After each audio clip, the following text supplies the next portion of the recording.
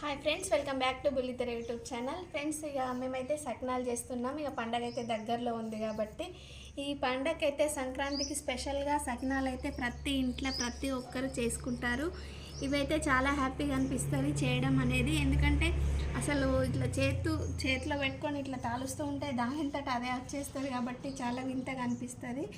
ఈ సకినాలు అయితే మేమైతే ప్రతి సంవత్సరం ఇలా గౌరమ్మను పెట్టి పసుపు కుంకుమ వేసి పూలు పెట్టయితే ఫస్ట్ మొక్కిన తర్వాత చేయడం అయితే స్టార్ట్ చేస్తాం. కానీ దీంట్లో ఒకటి పిల్లలు మిస్ అయ్యారు. పిల్లలు అయితే స్కూల్కి వెళ్ళిండ్రు. పిల్లలు ఇంటి దగ్గర ఉంటే చాలా ఎంజాయ్ అనిపిస్తుండే అప్పాలు చేస్తే. ఓకే ఫ్రెండ్స్, ఈ వీడియో మీకు ఎలా అనిపించిందో కామెంట్ చేయండి, అలాగే సబ్స్క్రైబ్ చేయండి.